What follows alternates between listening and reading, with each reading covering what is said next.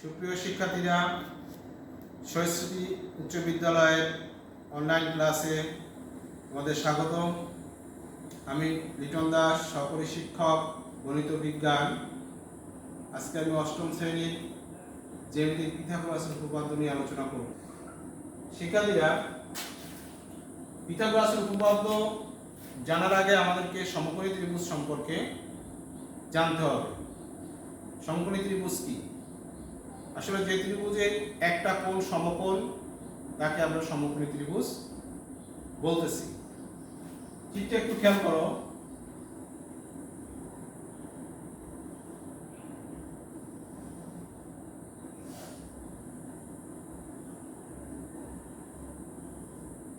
আমি চিত্রে ABC একটা সমকোণী ত্রিভুজ অঙ্কন করছি, যার বি কোণটা হচ্ছে সমকোণ।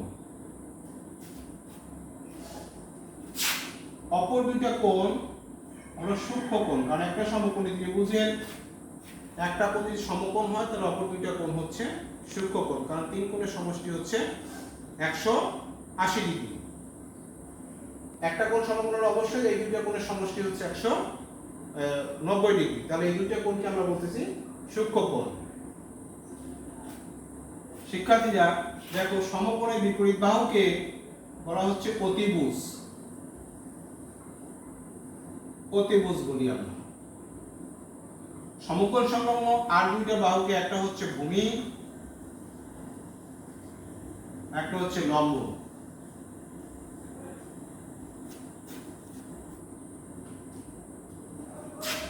পিথাগোরাস এই অতিভুজ, ভূমি এবং লম্ব এই তিনটে বিষয়ের উপর একটা উপপাদ্য বলেছে। উপপাদ্যটা হচ্ছে এরকম যে একটা সমকোণী ত্রিভুজের অতিভুজের উপর অঙ্কিত বর্গক্ষেত্র অপর যে দুটো বাহু আছে তার উপর অঙ্কিত বর্গক্ষেত্রের সমষ্টি সমান। অর্থাৎ অতিভুজ স্কয়ার সমান হচ্ছে লম্ব স্কয়ার যোগ ভূমি স্কয়ার। শিক্ষার্থীরা, তোমাদের অষ্টম শ্রেণীর বইতে এই উপপাদ্যটা তিনটা পদ্ধতিতে প্রমাণ করা আছে। এক নম্বরে হচ্ছে দুইটি সমকোণী ত্রিভুজ থেকে প্রমাণ করা যায়, সদৃশ্যকোণী ত্রিভুজ থেকেও প্রমাণ করা যায়, আবার বীজগণিতিক ভাবেও প্রমাণ করা যায়। শিক্ষার্থীরা, তোমরা হয়তো এই উপপাদ্যটা তোমাদের কাছে অনেকটা কঠিন এবং বোরিং লাগে, যেটা এত বড় একটা জিনিস কিভাবে মুখস্থ করব, কিভাবে জানবো। আসলে এটা মুখস্থ করার কিছু বিষয় না, একটু যদি বুঝে তোমরা করতে পারো তাহলে এর চেয়ে সহজ উপপাদ্য আর কিছুই নাই। আজকে তোমাদেরকে আমি কিভাবে বীজগণিতের সাহায্যে এই উপপাদ্যটাকে প্রমাণ করা যায় সেটা দেখাবো। তোমরা একটু যত্ন সহকারে লক্ষ্য করে দেখবা। শিক্ষার্থীরা, তোমরা এই চিত্রটার দিকে খেয়াল করো। পিথাগোরাস বলেছিল অতিভুজের উপর অঙ্কিত বর্গ বি স্কয়ার অপর দুই বাহুর উপর অঙ্কিত বর্গক্ষেত্রের সমান। তাহলে এটা হচ্ছে a square plus c square. আমরা এটাকে প্রমাণ করব। মূলত এইটাকে বীজগণিতভাবে প্রমাণ করতে হলে আমাদের প্রথমে একটা বর্গক্ষেত্র নিতে হবে। আমরা জানি একটা বর্গক্ষেত্রের চারটা বাহুই সমান, অর্থাৎ এই বাহুটা, এই বাহুটা, এই বাহুটা, এই বাহুটা সমান। এই বর্গক্ষেত্রের উপরে প্রত্যেকটা বাহুকে দুইটা ভাগে ভাগ করলাম। একটা অংশকে আমরা ধরতেছি a, আর একটা অংশকে ধরতেছি b। এই বাহুটাকে, এই অংশটাকে ধরতেছি a, এই অংশটাকে ধরতেছি b। এই বাহুটার দুইটা ভাগে এই অংশটাকে a ধরতেছি, এই অংশটাকে ধরতেছি b। এই অংশটাকে ধরতেছি b, এই অংশটাকে ধরতেছি a। মোট কথা হচ্ছে এই বর্গক্ষেত্রের প্রত্যেকটা বাহুর পরিমাণ যেন a প্লাস b হয়। প্রত্যেকটা বাহুর পরিমাণ যেন a প্লাস b হয়। যেহেতু একটা বর্গক্ষেত্র, তাহলে এই বর্গক্ষেত্রের ক্ষেত্রফল কি? আমরা জানি বাহুর স্কয়ার, বাহুর দৈর্ঘ্যের স্কয়ার। তাহলে যদি প্রত্যেকটা বর্গক্ষেত্রের প্রত্যেক বাহুর দৈর্ঘ্য হচ্ছে প্রত্যেক বাহুটা হচ্ছে, বাহুর দৈর্ঘ্য হচ্ছে a প্লাস b, তাহলে ক্ষেত্রফল কি?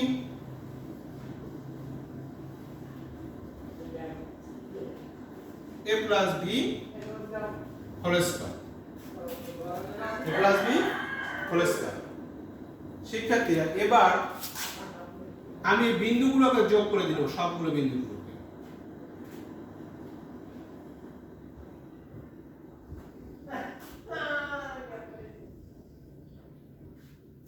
লক্ষ্য করো এই বিন্দুগুলো যখন যোগ করলাম মাঝখানে একটা বর্গক্ষেত্র আর একটা বর্গক্ষেত্র তৈরি হলো, এই একটা বর্গক্ষেত্র তৈরি হলো মাঝখানে। মনে করো এই বর্গক্ষেত্রের মাঝে যে ছোট বর্গক্ষেত্রটা তৈরি হলো, এই বর্গক্ষেত্রটা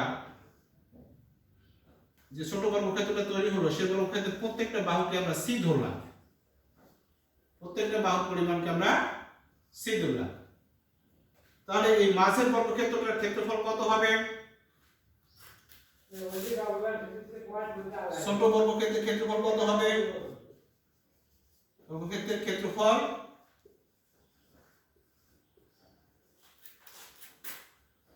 বাহুর স্কয়ার মানে সি এর স্কয়ার,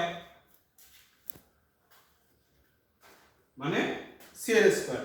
তাহলে আমরা দুইটা জিনিস পেলাম, একটা বড় বর্গক্ষেত্র, তার মধ্যে পেলাম কি যে চারটা বিন্দুকে যোগ করলে ছোট একটা বর্গক্ষেত্র। বড় বর্গক্ষেত্রটার ক্ষেত্রফল পেলাম আমরা a plus b whole square, আর যে ছোট যে বর্গক্ষেত্রটা হচ্ছে সে ছোট বর্গক্ষেত্রের ক্ষেত্রফলটা পাইছি আমি c স্কয়ার, যদি প্রত্যেকটা বাহুকে আমরা c ধরেছি এই জন্য। শিক্ষার্থীরা লক্ষ্য করো এই ছোট বর্গক্ষেত্রের পরেও কিন্তু আমার এখানে চারটা ত্রিভুজ উৎপন্ন হয়েছে। তোমরা কি বলতে পারো এই ত্রিভুজ চারটা কি ত্রিভুজ, কি ধরনের ত্রিভুজ? মনে করো এই একটা ত্রিভুজ তৈরি হয়েছে প্রথম, এটা কিন্তু একটা সমকোণী ত্রিভুজ, কারণ বর্গক্ষেত্রের এই বাহুটা হচ্ছে সমকোণ। আবার খেয়াল করো এইখানে যে ত্রিভুজটা তৈরি হয়েছে সেটাও কিন্তু একটা সমকোণী ত্রিভুজ, কারণ এই কোণটা হচ্ছে একটা সমকোণ। এইখানে যে ত্রিভুজটা তৈরি হয়েছে সেটাও কিন্তু একটা সমকোণী ত্রিভুজ, আর এইখানে যে ত্রিভুজটা তৈরি হয়েছে সেটাও কিন্তু একটা সমকোণী ত্রিভুজ। তাহলে চারটা সমকোণী ত্রিভুজ। তাহলে প্রথম ত্রিভুজটার ক্ষেত্রে চিন্তা করো যে এই প্রথম ত্রিভুজটা, এই ত্রিভুজের একটা বাহু হচ্ছে a, একটা বাহু হচ্ছে b। তাহলে এটাকে যদি আমরা ভূমি ধরি, এটা যদি উচ্চতা ধরি, তাহলে এই ত্রিভুজের ক্ষেত্রফল কত? হাফ ভূমি গুণ উচ্চতা, অর্থাৎ হাফ ab, হাফ ab। তাহলে এই ত্রিভুজটার ক্ষেত্রফল হচ্ছে হাফ ab। এই ত্রিভুজটার ক্ষেত্রফল কত? তাহলে এটাও হাফ ab, এটাও হাফ ab, এটাও হাফ ab। তাহলে এই বড় বর্গক্ষেত্রটাকে আমরা কি করছি? একটা ছোট বর্গক্ষেত্র আর চারটা ত্রিভুজে বিভক্ত হয়েছে। এই বড় বর্গক্ষেত্রটার ক্ষেত্রফলে বলছি আমরা a plus b whole square, আর ছোট বর্গক্ষেত্রটার ক্ষেত্রফল বলছি c স্কয়ার। তাহলে এই বর্গক্ষেত্রটার ক্ষেত্রফল হচ্ছে এই c স্কয়ার, একটা ab, একটা ab, একটা ab, একটা হাফ ab, এই চারটা হাফ ab যোগফল আর এই c স্কয়ারের যোগফলের সমান। শিক্ষার্থীরা তাহলে চারটা ত্রিভুজ যেহেতু পাইছি, তাহলে চারটা ত্রিভুজের ক্ষেত্রফল কত? চারটি ত্রিভুজের ক্ষেত্রফল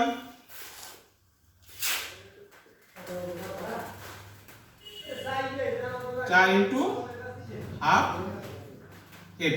তাহলে এটা যদি কেটে যায় তাহলে কত থাকে? 2 ab থাকে, 2 ab।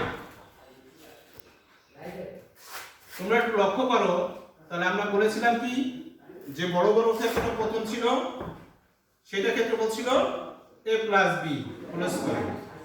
এটা মিলে হচ্ছে ছোট চারটা ত্রিভুজের ক্ষেত্রফল 2ab, আর হচ্ছে মধ্যে যে ছোট বর্গক্ষেত্র তার স্কয়ার বর্গ ওই ক্ষেত্রফল c স্কয়ার তার সমষ্টির সমান। তাহলে শিক্ষার্থীরা a প্লাস b হোল স্কয়ারের সূত্রটা আমি লিখে দিই, a square plus 2ab plus b square সমান হচ্ছে 2ab plus c C square. তোমরা একটু লক্ষ্য করো, এর পাশে 2ab আছে, এর পাশে 2ab আছে, তাহলে 2ab দুই পাশ থেকে আমরা বাদ দিয়ে দিলাম, তাহলে কি থাকলো a square plus b square সমান c স্কয়ার। এটা ঘুরে যদি আমরা দেখি তাহলে c স্কয়ার সমান হচ্ছে a square plus b square, অর্থাৎ c স্কয়ারটা কি ছিল? অতিভুজ এর স্কয়ার সমান এটা কি ছিল? লম্ব এর স্কয়ার। এটা কি ছিল? ভূমি। শিক্ষার্থীরা তাহলে দেখো, পিথাগোরাসের উপপাদ্য ছিল অতিভুজের স্কয়ার বর্গ সমান হচ্ছে অপর দুই বাহুর বর্গের সমষ্টি সমান। তাহলে কিন্তু আমার এটা উপপাদ্যটা প্রমাণিত হয়ে গেল। এটা খুব সহজ। আমি তোমাদেরকে আবার একটু রিপ্লাই করতেছি যে প্রথমে আমরা একটা বড় বর্গক্ষেত্র ধরব, বড় বর্গক্ষেত্রটাকে প্রত্যেকটা বাহুকে দুইটা ভাগে ভাগ করব, ভাগ করে একটা ভাগকে আমরা a ধরবো, একটা ভাগকে b ধরবো, তাহলে প্রত্যেকটা বাহুর পরিমাণটা হবে কিন্তু a প্লাস b, তাহলে তার ক্ষেত্রফলটা হচ্ছে a plus b whole square. এইবার কি করব? প্রত্যেকটা বিন্দুকে আমরা যোগ করব, যে দুইটা বাহুতে ভাগ করছি পয়েন্টগুলোকে, সেই পয়েন্টগুলো যোগ করলে ভিতরে একটা ছোট বর্গক্ষেত্র তৈরি হবে। তার ক্ষেত্রফল কত? প্রত্যেকটা বাহুকে আমরা যদি ধরেছিলাম কি ধরেছিলাম? c ধরেছিলাম, তাহলে ক্ষেত্রফল হয়েছিল কত? c square. আর এখানে চারটা সমকোণী ত্রিভুজ তৈরি হয়েছে, তাহলে প্রত্যেকটা ত্রিভুজের ক্ষেত্রফল একটা a একটা b যদি হয় হাফ ab, প্রত্যেকটা ত্রিভুজের ক্ষেত্রফল হচ্ছে হাফ ab, তাহলে চারটা ত্রিভুজের মোট ক্ষেত্রফল হচ্ছে 4 ইনটু হাফ ab, তার মানে হচ্ছে 2ab।